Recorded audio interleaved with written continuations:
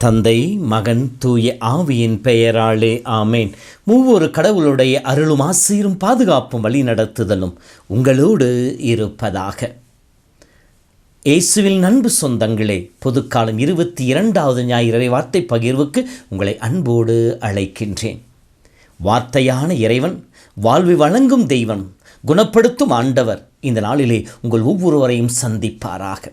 உங்கள் உள்ளத்திலும் இல்லத்திலும் தன் அருளை பொழிந்து நிறைவாழ்வை காணச் செய்தருள்வாராக. மன சங்கடங்களை எடுத்து போட்டு மன நிறைவோடு வாழ்கின்ற ஆசிரை உங்களுக்கு கொடுப்பாராக. இயேசுவின் அற்புதமான அன்பின் நாமத்திலே உங்களை வாழ்த்துகிறேன், உங்களுக்காக ஜெபிக்கின்றேன். அன்பு சொந்தங்களே, இயேசுவின் அன்பில் வாழ, இயேசுவின் அன்பை பிரதிபலிக்க, அவருக்கு சான்று பகிர்ந்தவர்களாக அவர் சீரத்துவத்தில் பங்கெடுக்க நாம் முன்னெடுத்து கொண்டிருக்கின்ற ஆன்மீக வழிபாட்டிலே இன்று நாம் எப்படி இருக்க வேண்டும் என்பதை இன்றைய வார்த்தையின் வழியாக நமக்கு இறைவன் சொல்லி காட்டுகின்றார். ஆம், தாழ்ச்சி என்பது மனிதனை மேன்மைக்கு, உன்னதமான நிலைக்கு உயர்த்தி காட்டக்கூடியதாக இருக்கின்றது. தாழ்ச்சி என்பது என்ன? என்னால் எதுவும் முடியாது, எனக்கு ஒன்றும் இல்லை, எனக்கு எந்த திறமையும் இல்லை, நான் என்ன செய்துவிட முடியும், என்னால் என்ன முடியும் என்கின்ற தாழ்வு மனப்பான்மை அல்ல. மாறாக தன்னிடம் இருப்பதை ஏற்றுக்கொண்டு அங்கீகரித்து அதை தகுந்த முறையிலே எளிமையான விதத்திலே பயன்படுத்துவதுதான் தாழ்ச்சியினுடைய வெளிப்பாடாக இருக்கின்றது. தாழ்வு மனப்பான்மை நம்மை கூனி குறுக வைக்கும். ஆனால் தாழ்ச்சி என்பது நம்மை ஏற்றுக்கொள்ள வைப்பதினாலே நம்மிடம் இருக்கின்ற ஆற்றலை, திறமைகளை பயன்படுத்தி ஆண்டவனை மகிமைப்படுத்துபவர்களாக, பிறருக்கு நன்மை செய்பவர்களாக வாழ நம்மை தூண்டக்கூடியதாக இருக்கும். இதைத்தான் புனித அகஸ்தினார் சொல்லுகின்ற பொழுது, ஆண்டவருடைய அருள் கிருபை என்கின்ற ஆசீரானது அகந்தை என்கின்ற உச்சியை நோக்கி பாயாது, மாறாக தாழ்ச்சி என்னும் பள்ளத்தை நோக்கியே பாயும் என்று சொல்லுவார். மேலும் அவர் சொல்லுகின்ற பொழுது, தாழ்ச்சி என்கின்ற குணம் மனிதர்களை சம்மனசுகளாக மாற்றக்கூடியதாக இருக்கின்றது. அதே வேளையிலே அகந்தை என்கின்ற குணம் சம்மனசுகளை சாத்தான்களாக மாற்றக்கூடியதாக இருக்கின்றது என்று சொல்லுவார். அவர் தன்னுடைய புத்தகத்தை எழுதுகின்ற பொழுது அருள் வாழ்வை, நிலை வாழ்வை இழந்தவர்கள் இருவர் என்று சொல்லுவார். முதலாவதாக லூசிபர். லூசிபர் என்ன சொல்றது? எனக்கு நிகர் யார் என்று சொல்லி கடவுளுக்கு எதிராக போராட ஆரம்பித்தது, அகந்தையோர் நிற்க ஆரம்பித்தது. அந்த லூசிபர் எதிர்த்து போராடிய மிக்கேல் அதிதூர சொல்வது, கடவுளுக்கு நிகர் யார், இறைவனுக்கு நிகர் யார் என்கின்ற இறைவனை உயர்த்தி கொண்டு போராடியதாலே லூசிபர் நரகத்திற்கு தள்ளப்படுகின்றது, தோற்று போய் ஒளிந்து கொண்டிருக்கின்றது. அதேபோல்தான் ஆதி பெற்றோர், நீயும் கடவுளை போல ஆவாய் என்கின்ற அந்த லூசிபரினுடைய சாத்தானுடைய சூழ்ச்சியின் வலையிலே விழுந்ததினாலே தான் கடவுளைப் போல ஆக வேண்டும் என்கின்றது அகந்தை ஆணவம் வந்ததினாலே ஜென்ம பாவம் இந்த உலகிலே அவதரிக்க ஆரம்பித்தது. இப்படி அகந்தையினாலே, ஆணவத்தினாலே அருள் வாழ்வை இழந்த நிலையிலிருந்து மீண்டும் மக்களுக்கு நிலை வாழ்வை, அருள் வாழ்வை பெற்றுக் கொடுப்பதற்காக இறைமகன் இயேசு நம் ஒவ்வொருவருக்கும் தாழ்ச்சியின் முன்னோடியாக, முன் அடையாளமாக, முன் மாதிரியாக நமக்கு வாழ்ந்து காட்டிவிட்டு சென்றிருக்கின்றார். மனிதனாக இருந்தவன் இறைவனாக வேண்டும் என்கின்ற அந்த நிலையிலே ஆண்டவருக்கு எதிராக குற்றம் புரிந்தான். ஆனால் இறைவனாக இருந்தவர், இறைத்தன்மையில் இருந்தவர் மனிதர்கள் நிலைக்கு மீண்டும் இறங்கி வந்து மனிதர்களை இறைத்தன்மைக்கு அழைப்பவராக இருந்ததினாலே தாழ்ச்சியின் வழியாக இணைப்பாளராக, தந்தையிடம் பரிந்து பேசுபவராக, இறை அருள் நமக்கு பெற்றுக் கொடுப்பவராக, மீட்பின் முதற்கனியாக இயேசு மாறினார் என்று சொல்லி 2ஆம் வாசகத்திலே பவுலடியார் நமக்கு சொல்லி காட்டுகின்றார். இதைத்தான் பிலிப்பியர் 2:5 படிக்கின்ற பொழுது, கிறிஸ்து இயேசுவின் மனநிலை உங்களிலே இருக்கட்டும் என்று சொல்லுவார். ஆகவே அன்பு சகோதரமே, நம்முடைய வாழ்க்கையிலே நாம் தாழ்ச்சியை ஆடையாக அணிந்து கொள்ள வேண்டும் என்பதையே இன்றைய வார்த்தை நமக்கு சொல்லிக் கொடுப்பதாக இருக்கின்றது. இன்றைய நற்செய்தியை படிக்கின்ற பொழுது இயேசு விருந்திற்கு அழைக்கப்படுகின்றார். அவர் விருந்துக்கு செல்லுகின்ற மக்கள் அனைவரும் அவரையே கூர்ந்து கவனித்துக் கொண்டிருந்தனர் என்று சொல்லப்படுகின்றது. காரணம், இயேசுவின் பிரசனம் ஒரு மாற்றத்தை ஏற்படுத்தக்கூடிய ஒரு பிரசனமாக இருந்தது. அவருடைய சொல்லும் செயலும் மக்களுடைய நடைமுறை வாழ்விலிருந்து வேறுபட்டதாக இருந்தது. எனவே அவர்கள் இயேசுவை கூர்ந்து கவனித்துக் கொண்டிருந்தார்கள். என்ன சொல்லுவார், என்ன செய்ய போகின்றார் என்பதை பற்றி அவர்கள் கூர்ந்து கவனித்துக் கொண்டிருந்தார்கள். அதே போல இயேசுவும் மக்களை கவனித்துக் கொண்டிருந்தார். விருந்திற்கு வந்தவர்கள் முதல் இருக்கைகளுக்கு முந்தி அடித்துக்கொண்டு அமர ஓடிச் செல்வதை பார்த்த இயேசு அங்கே தாழ்ச்சி என்கின்ற புண்ணியத்தை சொல்லிக் கொடுக்க ஆசைப்படுகின்றார்.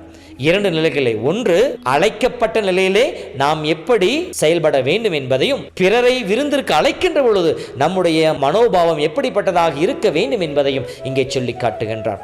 அழைக்கப்பட்ட நிலையிலே இருக்கின்ற பொழுது முதன்மையான இருக்கைகளை அல்ல, இறுதியான இருக்கைகளை தேடுங்கள், நீங்கள் பெருமை அடைவீர்கள். முதன்மையான இருக்கைகளை நீங்கள் தேடி அடைந்தீர்கள், வெட்கத்திற்கு உள்ளாக்கப்படுவீர்கள் என்கின்ற அந்த ஊமையை சொல்லி காட்டி, தம்மைத்தாமே உயர்த்துகின்றவர்கள் தாழ்த்தப்படுவார்கள், தம்மைத்தாமே தாழ்த்துகின்றவர்கள் உயர்த்தப்படுவார்கள் என்கின்ற உண்மையை நமக்கு சொல்லி காட்டுகின்றார். திருமுழுக்கு யோவான் தன்னையே தாழ்த்தி கொண்டார். நான் மெசியா அல்ல, அவருடைய காலடி வாரை அவிழ்க்கக்கூட நான் தகுதியற்றவன், நான் சுட்டி காட்ட வந்தவன் மட்டுமே என்று சொல்லி தன் நிலையை உணர்ந்து தன்னையை தாழ்த்தி கொண்டார். இயேசு அவரை உயர்த்துகின்றார். பெண்களுள் பிறந்தவர்கள் திருமுழுக்கு யோவானை விட உயர்ந்தவர்கள் ஒருவரும் இல்லை என்று சொல்லுகின்றார். நாம் எப்பொழுது நம்மையே நாம் தாழ்த்தி கொள்ளுகின்றோமோ அப்பொழுது கடவுள் நம்மை மேன்மைப்படுத்த ஆரம்பிப்பார். அதைத்தான் சீராக் புத்தகத்திலே 3ஆம் அதிகாரத்தில் 17-18 வசனங்களை படிக்கின்ற பொழுது, குழந்தாய் நீ செய்வது அனைத்தும் பணிவோடு செய் என்று சொல்லுவார். மேலும் பெரியவர்களுக்கு பணிந்து நட, ஏனெனில் உன்னுடைய தாழ்ச்சியால் ஆண்டவர் பெருமை அடைவார் என்று சொல்லப்படுகின்றது. நம்முடைய தாழ்ச்சி, நம்முடைய தாழ்ச்சியான குணம் கடவுளை மேன்மைப்படுத்த வேண்டும். இந்த தாழ்ச்சி என்கின்ற குணம் இல்லாததினாலே நம்முடைய குடும்பங்களிலே கணவன் மனைவி இடையே பிரச்சனை. உனக்கு ஒன்றும் தெரியாது, நீ முட்டாள் என்று சொல்லி கணவன் மனைவியை திட்டுவது, நீ ஒன்றுக்கும் உதவாதன் என்று சொல்லி மனைவி கணவனை திட்டுவது, இந்த தாழ்ச்சி என்கின்ற புண்ணியம் இல்லாத நாளே. நாம் பணி செய்கிற இடங்களிலே நமக்கு மேலிருக்கின்ற அதிகாரிகளை மதிக்காமல் இருப்பதோ அல்லது நம்மோடு பணி செய்கிற மனிதர்களை நாம் அங்கீகரிக்காமல் இருப்பதற்கு காரணம் என்ன?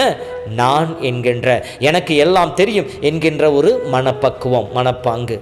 இது ஆன்மீகத்தில் நுழைந்திருக்கின்றது. நான் நன்றாக ஜெபிக்கின்றேன், நான் நன்றாக பாடுகின்றேன், நான் நன்றாக துதிக்கின்றேன், நான் பாடவில்லை என்றால், நான் பிரசங்கிக்கவில்லை என்றால் இங்கே ஒன்றுமே நடக்காது என்கின்ற அந்த மனப்பக்குவம் வருகின்ற பொழுது அதுவும் அழிவுக்கு காரணமாக, பிளவுக்கு காரணமாக அமைந்து விடுகின்றது. என் வாழ்விலே தாழ்ச்சி இல்லாததினாலே, பொறுமை இல்லாததினாலே, கனிவு இல்லாததினாலே, தன்னடக்கம் இல்லாததினாலே எத்தனை முறை என்னோடு இருக்கின்ற மனிதர்களை நான் காயப்படுத்தி இருக்கின்றேன். பிரிவினைக்கும் சண்டைக்கும் நான் காரணமாக இருந்திருக்கின்றேன் என்று சொல்லி சிந்தித்து பார்ப்போம். தாழ்ச்சியுள்ள இதயத்தை இறைவன் கருணையால் நிரப்பு என்று சொல்லி பேதுரு 5:5 சொல்லப்படுகின்றது. இருமாப்புடையவர்களை கடவுள் வெறுக்கின்றார் என்று சொல்லப்படுகின்றது. இகழ்ச்சியோடு பார்க்கின்ற சொல்லப்படுகிறது. அப்படி என்றால் கடவுள் பார்வையிலே நான் உயர வேண்டுமெனில் தாழ்ச்சியை நான் ஆடையாக அணிந்து கொள்ள வேண்டும்.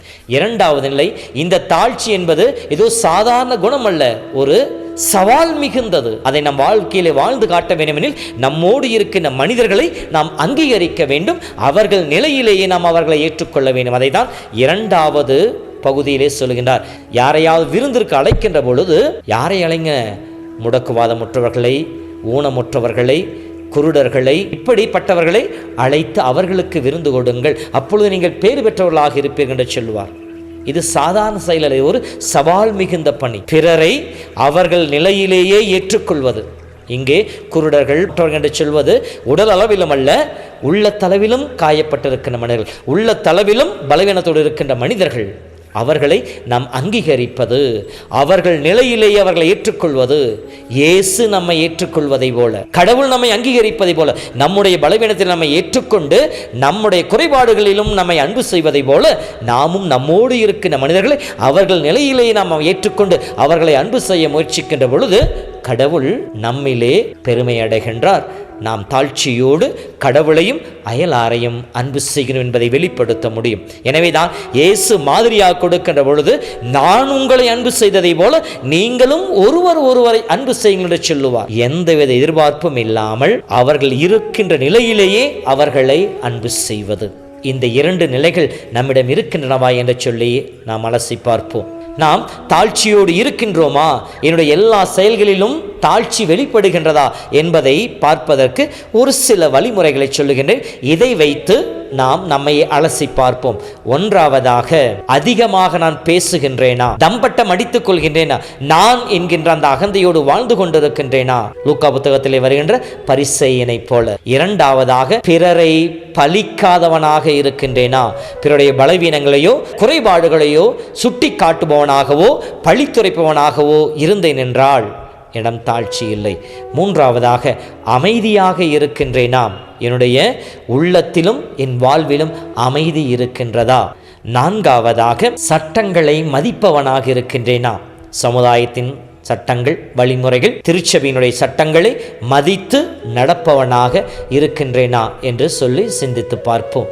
ஐந்தாவதாக, பிறரை நம்மை விட உயர்வாக நினைப்பவர்களாக இருக்கின்றோமா. பிலிப்பியர் புத்தகம் 2:3 படிப்பதை போல, பிறரை உங்களை விட உயர்வாக நினையுங்கள் என்று சொன்னாரே, அதே போல பிறரை நம்மை விட மேன்மையானவர்களாக நினைப்பவர்களாக இருக்கின்றோமா. ஆறாவது, எந்த நிலையில் இருந்தாலும் மன நிறைவோடு இருக்கின்றோமா அல்லது குறைபட்டு கொண்டே இருக்கின்றோமா.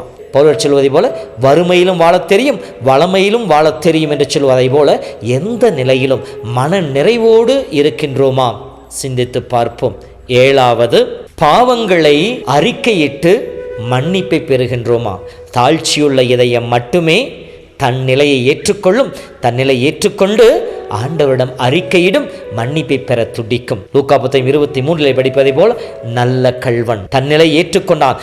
நாம் இந்த நிலையில் இருப்பது தகுந்ததே, நாம் குற்றம் செய்தோம், ஆனால் இவரோ எந்த குற்றம் செய்யவில்லை என்று சொல்லி தன்னிலை ஏற்றுக்கொண்டான், மன்னிப்பை கேட்டான்.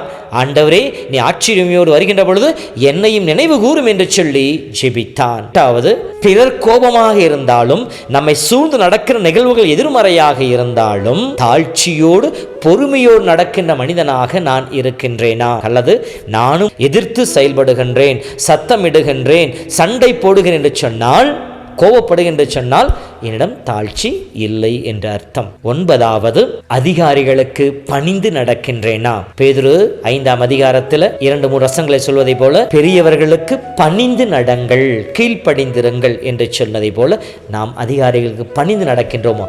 நாம் நமக்கு மேல் இருக்கின்ற அதிகாரிகளை மதிக்கவில்லை, அவர்களுக்கு முதுக்கு பின்னால் புறம்பாக பேசுகின்றோம் என்று சொன்னால் நம்மிடம் தாழ்ச்சி இல்லை என்று அர்த்தம். 10ஆவதாக, சுயத்தை விட நான், என்னுடையது, என்னுடைய விருப்பம் என்று சொல்லி சுய விருப்பங்களை விட இறை விருப்பத்தை நாடுபவனாக இருக்கின்றேனா, இறை திட்டத்தை தேடுபவனாக இருக்கின்றேனா சிந்தித்து பார்ப்போம். 11ஆவதாக, தெய்வ பயம் என்னிடம் இருக்கின்றதா.